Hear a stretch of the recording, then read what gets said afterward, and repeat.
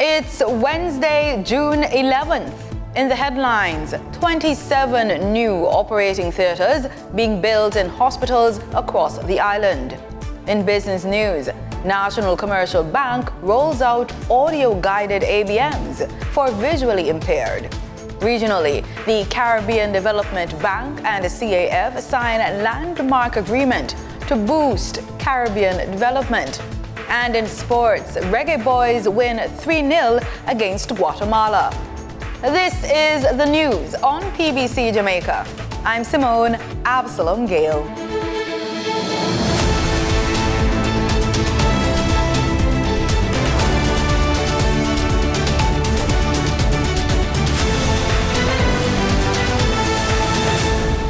The government is currently building out 27 new operating theatres in hospitals across Jamaica. That's the word from Health and Wellness Minister Dr. Christopher Tufton. Addressing Parliament during the sectoral debate on Tuesday, Dr. Tufton said Cornwall Regional Hospital will have 11 new operating theatres. Spanish Town Hospital will get an additional 3 operating theatres. St. Anne's Bay, 1 additional, Maypen, 1 additional, Western Child and Adolescent, 4, Shackleton, Noel Homes, National Chess and Lionel Town and Linstead Hospitals will get 1 or 1 additional. That's 27 over the next year and a half, Mr. Speaker. The minister says there is a push to improve the service in operating theatres. We will, as a government, improve our existing maintenance arrangements for operating theatres and add significant inventory, Mr. Speaker. That's why we need to stay the course. And that's why we ask the Jamaican people. We have a plan, and we're living by that plan. Dr. Tufton says the government will also be investing in backup ventilation systems for hospitals. Minister of Health and Wellness, Dr. Christopher Tufton, is beseeching Jamaicans to, quote, stay the course, end quote, with the Jamaica Labour Party government so it can continue its work to improve the health sector. While making his contribution to the annual sectoral debate in the lower house of Parliament, Dr. Tufton said the government is making a sincere and tangible attempt to improve public health services.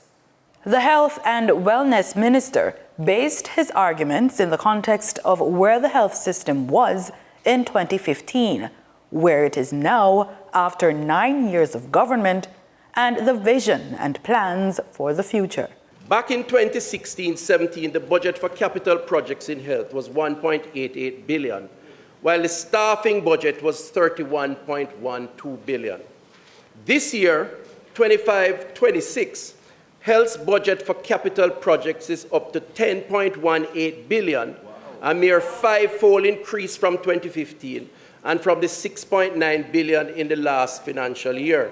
He notes how Jamaicans are benefiting directly from improvements in the sector. Under this government's tenure, there have been more hospitals and health center build-outs, more posts for healthcare workers, and more compensation for our workers, Mr. Speaker. Dr. Tufton says his administration is making a sincere and tangible attempt to improve Jamaica's public health system. And certainly better than any attempt before 2015. Let me say again, there are still challenges, but we are better off today than we were back in 2015. He says there are still challenges, but the work continues. He explains how Jamaicans are benefiting directly from the improvements to the National Health Fund. One significant example of the NHF's provision of coverage for only 2 cancers in 2015, breast cancer and prostate cancer. Today, the NHF provides coverage for 5 cancers, lung cancer, colorectal cancer, and multiple myeloma, in addition to breast cancer and prostate cancer. Further, Mr. Speaker, the agency has also expanded its coverage from 16 conditions in 2015-2016 to 24 conditions in 2024, including attention deficit hyperactive disorder, lupus, Parkinson's disease, and thyroid disease. The National Health Fund provides free or subsidized drugs to Jamaicans. The parliamentary opposition will stage another protest on Wednesday in Old Harbour, St. Catherine. President of the People's National Party, Mark Golding, is expected to lead the demonstration at Old Harbour Park Square. He'll be joined by other senior members of the party. The PNP says the protest is part of its wider efforts to defend democratic principles and push back against what it says the politicization of key state agencies. We stand up for what is right and just in this country, and we stand up for justice. Jamaica has been racked by a government that has been in office for nearly 10 years, and they have continually breached what it takes to govern the country in accordance with principles. For thousands of years, weaving the complete supply line of raising and harvesting the fiber, spinning and weaving was a skilled labor.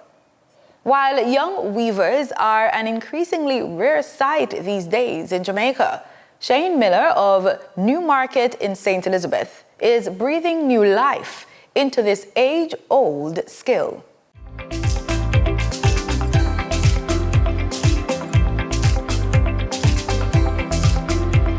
Out of clutter, find simplicity. From discord, find harmony. In the middle of difficulty lies opportunity. A famous quote from Albert Einstein, and fitting description of how Steve's Weavers was born. So once the COVID came in and I was doing my online studies, you know that you have a lot of time while you were studying. So I am from a family that is very known for weaving, but they go on a different path in terms of how they sell their products. So either they go like to the craft markets or to the hotels, but I decided to do mine through social media.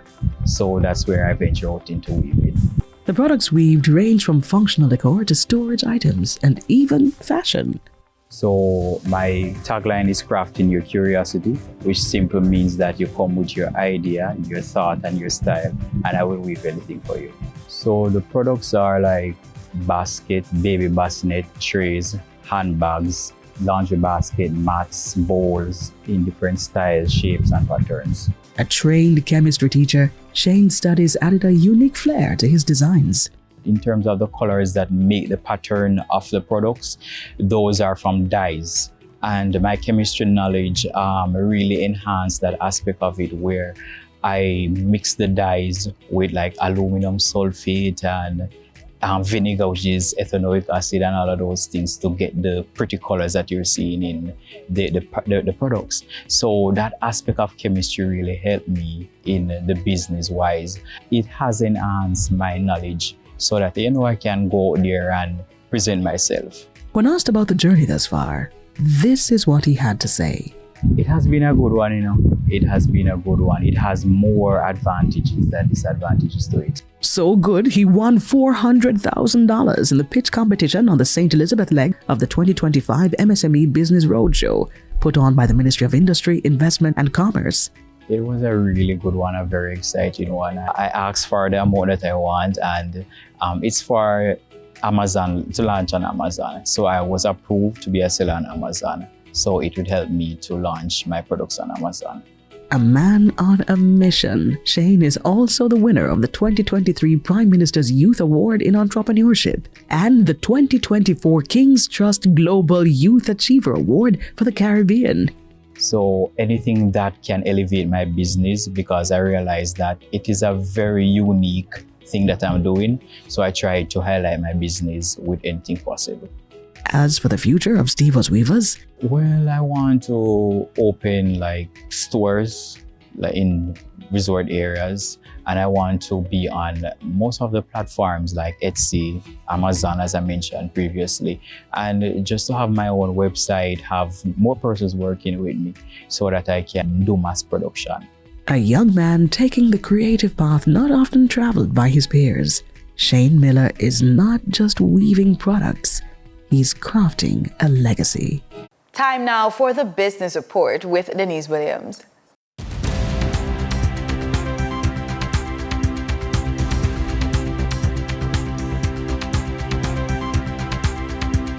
Welcome to today's Business Report. I'm Denise Williams, here to bring you the story shaping the financial world and guiding your journey to smarter business decisions. Let's dive into the top headlines. At the recent Kingston Wharves annual general meeting, Chairman Jeffrey Hall congratulated the government on its bold decision to expand the Wharves logistics space along Marcus Garvey Drive. Hall told shareholders that Kingston Wharves is ready to partner with the government in the development of the 100-acre Tinson Pen Aerodrome, which is along the Marcus Garvey Drive, into a logistic hub. Hall argued that this project would align with its current investment in a US $15 million multi-level car park, for which ground will be broken soon. The company is currently seeking to increase its involvement in the auto logistics industry as well as expand its operations regionally. The National Commercial Bank Financial Group will be aligned with the 2022 Disabilities Act as it commissioned the first set of automated banking machines with audio guidance. The ABMs with audio guidance are primarily for the visually impaired and blind community who can now plug their wired earphones into the machines and perform transactions by themselves based on voice prompts. There are now 40 NCB ABMs with auto guidance island-wide, with one located inside each NCB branch and the Jamaica Society for the Blind. For the trading period ending June 10, 2025, these were the most actively traded stocks.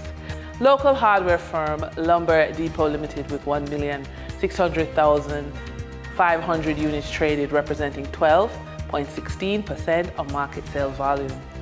Toll road manager Trans-Jamaican Highway Limited with 1,376,495 units traded, representing 10.46% of market sales volume. Alternative energy provider Wigton Energy Limited with 1,301,849 units traded, representing 9.89% of market sales volume. We now shift our focus to the Forex market rate set by the Bank of Jamaica. On June 10, 2025, the Bank of Jamaica reported US $102.46 million purchased and US $81.47 million sold by Forex traders. Forex traders earned $1.25 per dollar, selling the US at $160.45 and buying the US at $159.20. The Canadian dollar netted Forex traders 71 cents per transaction, with selling at $117.74 and buying at $116.43.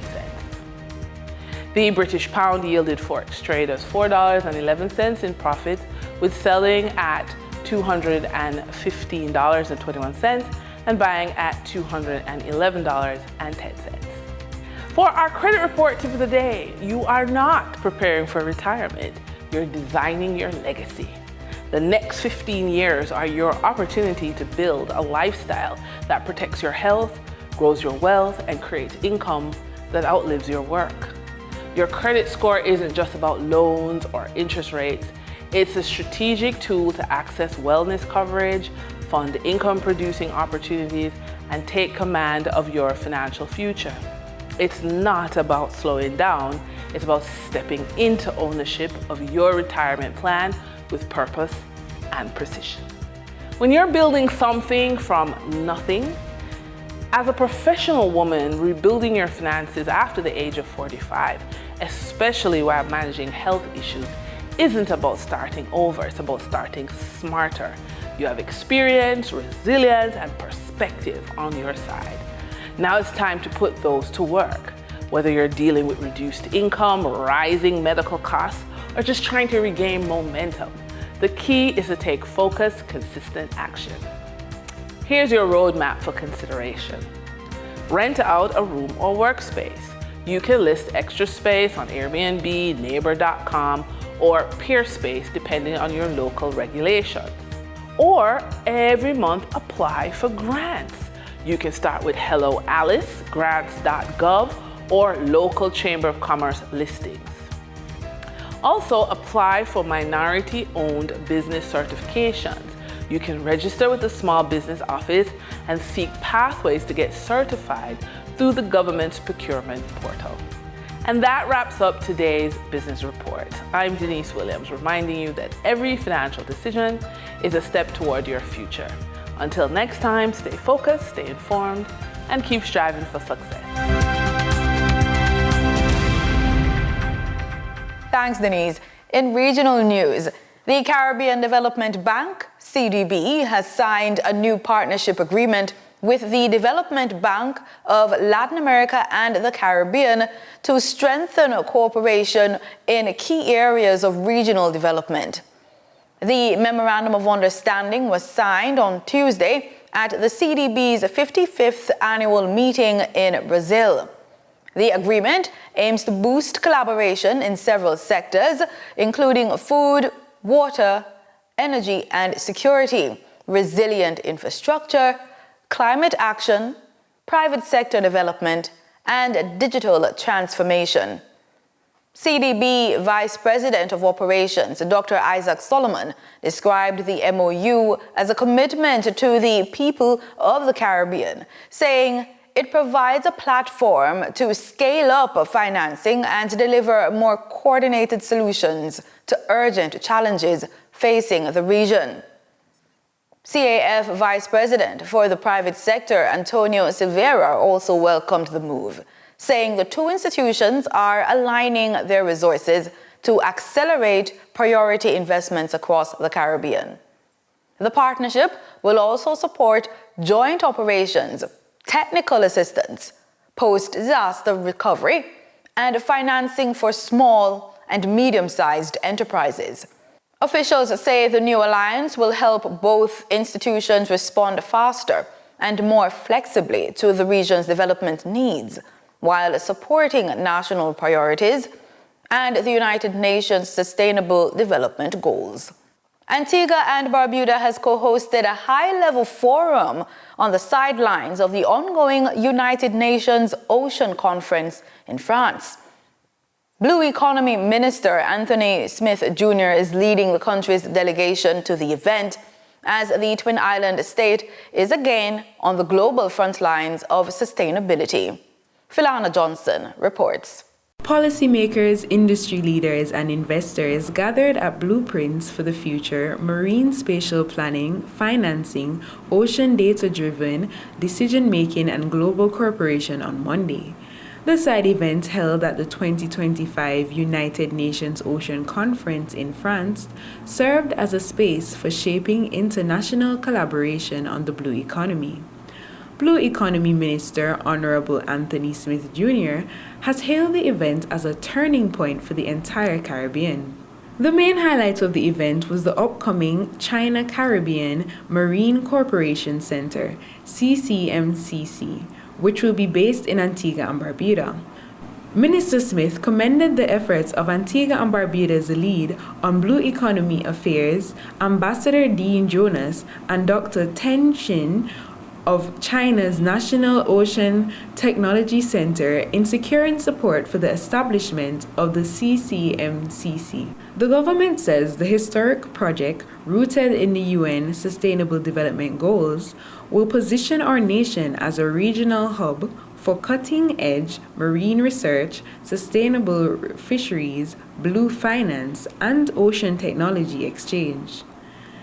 The center is expected to revolutionize blue economy cooperation across the region, providing Caribbean countries with access to advanced ocean science, investment opportunities, and practical tools to build resilient ocean-based industries. Philana Johnson, ABS News. A strong message of confidence. Deputy Permanent Secretary in the Ministry of Trade, Ava Mohabdas, declared that, quote, Trinidad and Tobago is open for business, end quote. She was speaking at the launch of the Trinidad and Tobago Chamber's 2025 Champions of Business Awards, an event that celebrates local innovation, entrepreneurship, and private sector leadership. Sunil Lala has the details. In the words of Minister Maharaj, I wish to remind you and the world that Trinidad and Tobago is open for business. That was the message from Deputy Permanent Secretary from the Ministry of Trade, Investment and Tourism, Eva Mahabir Das, on Tuesday. Speaking at the launch of the TNT Chamber of Industry and Commerce's Champions of Business Awards set to take place later this year, she emphasized the broader vision of the awards. The Ministry of Trade, Investment and Tourism remains unwavered in its commitment to foster an enabling environment where businesses can flourish.